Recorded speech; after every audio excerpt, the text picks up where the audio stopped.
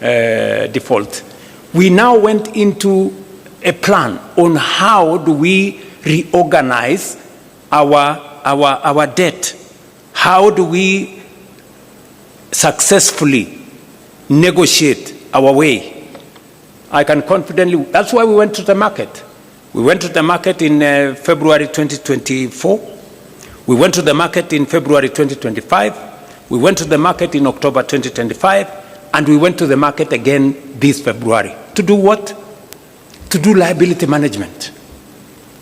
The debts that were due next year, we now have no debts due in 2027. We have a small debt due in 2028. Then we will go to 2037. We have reorganized our debt portfolio so that it doesn't threaten our fiscal sustainability. And I must thank John Mbadi and his team at Treasury. They have done a very commendable job. Muwapigie makofi. We have also engaged some of our lenders. I do not want to mention names. I have had to go and sit with some of the lenders and tell them, guys, some of these loans, the repayment is too steep for us. You know, some of the interest rates you are charging us are very high. And we have successfully managed to reduce some of the interest rates. We have managed to change some of the structure of the debt so that instead of too much upfront payment, we have managed to negotiate to make them concessional. And today, I can confidently tell the country that we have avoided situations that would put a lot of strain in our budget. And number three, we have also decided that we are going to be innovative. We are going to be creative in how we do public assets.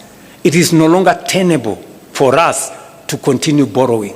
That is why we have said we are not taking any borrowing resources unless it is absolutely necessary.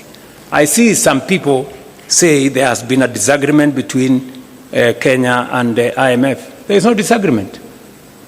We have just agreed on what to do. We have agreed that if we need your money, we will come for it. If we don't need it, we will do with the resources we have. I mean, how does that amount to a disagreement? Are we together? Yes. I mean, is it wrong to be able to stand on your own and do your own stuff?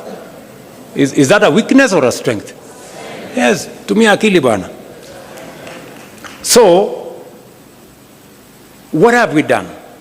We have decided to have alternative instruments of financing our development. We went the route of securitization. Many people told us, oh, you are going to do this. Because of securitization, and I must thank members of parliament, when I negotiated with you and I told you, guys, forgo these 7 shillings, it will help us raise money.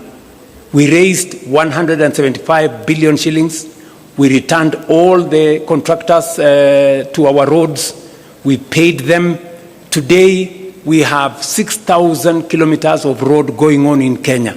We have 90% of our contractors are back on site, and new roads are now being contracted because we decided not to continuously depend on the budget. We looked for alternative instruments of financing our road infrastructure. We are doing the same with Talanta. We are doing the same.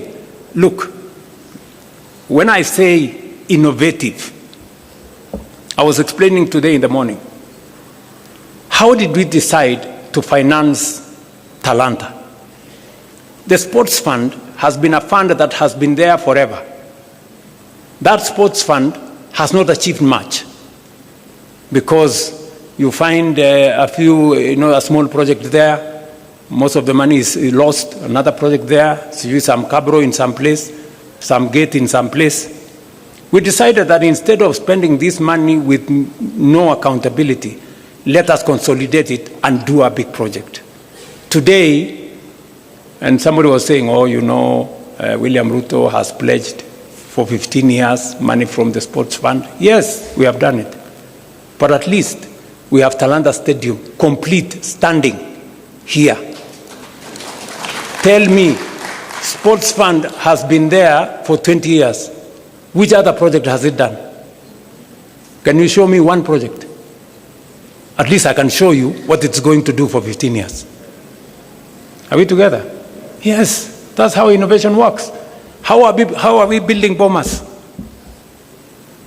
Have you seen any budget have you seen any approval of any line of budget in Parliament for Bomas? We are building Bomas using the tourism levy.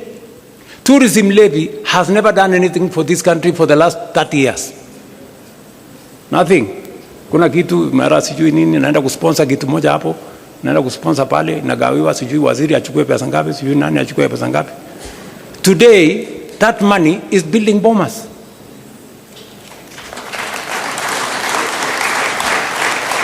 Friends, that is how thinking out of the box looks like. Kwani mlikuwa mnafikiri thinking out of the box ni kufanya kitu gani?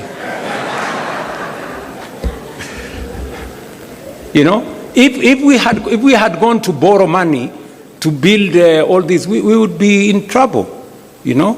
So we have decided to think outside the box. Securitization.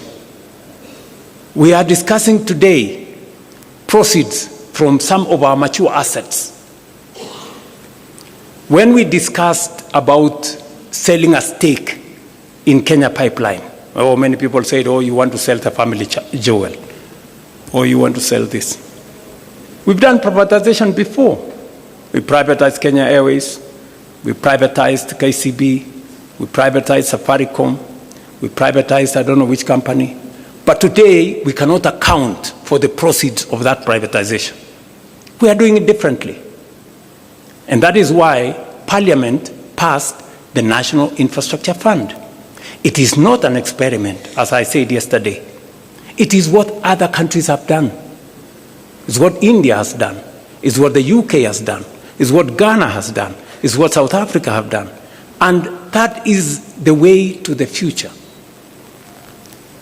This morning, Leo, I rang the bell at Nairobi's Securities Exchange, and we collected 106 billion from the sale of our stake in Kenya Pipeline IPO. And we are going to put that money in the National Infrastructure Fund. You know, let me explain to you. If we don't have the National Infrastructure Fund, the National Infrastructure Fund gives us a different leverage. It multiplies that 106 billion 10 times. You know, not through magic, no. Through innovation, creativity, and financing. And that is how we are going to have additional resources to do our roads, to generate more energy, and to do what our senior here, party leader, was saying. He said, we pretend that there is always an emergency in northern part of Kenya, when we know it's going to happen. Because of what we are doing now, if you read today's newspaper, we have already advertised for several dams. So when I talked about us using the National Infrastructure Fund and proceeds from privatization for building infrastructure, we are not talking about the future. We are talking about doing it now. We've already done the contract for Jomo Kenyatta.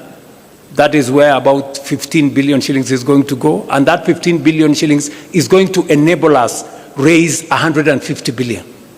Just by putting 15 billion.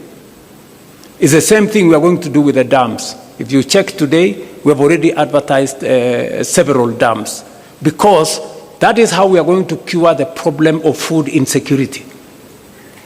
Water harvesting, water storage, irrigation. That's how we are going to eliminate the shame of hunger in our republic. And we are beginning that journey today.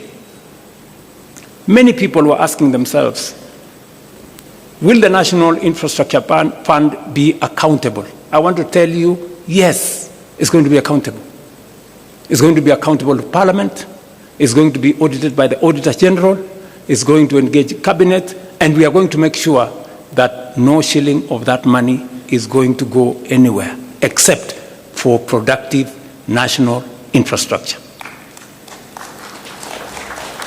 I will be appointing the board tomorrow. The governing council tomorrow. Then they will be the one to competitively recruit the board, because we want to inject transparency into that space. I was saying this in reference to debt, how we are dealing with debt and how we want to make debt not a threat to the Republic of Kenya. Number one, we have negotiated with our lenders. Number two, we have rearranged using liability management the debt portfolio. Number three, we are using different mechanisms to raise revenues for matters to do with the public infrastructure development. We are using private-public partnership. Finally, the Rironi-Mau Summit Road, we are not even investing money from the public. That is being built using private-public partnership. And that is how we are going to grow our country without putting too much burden on citizens on taxation or over borrowing from everywhere. So, national debt. So if anybody was doubting the commitment of the broad-based government or our commitment to the 10-point agenda, I have explained with clarity what we are doing, because we set up this exam ourselves.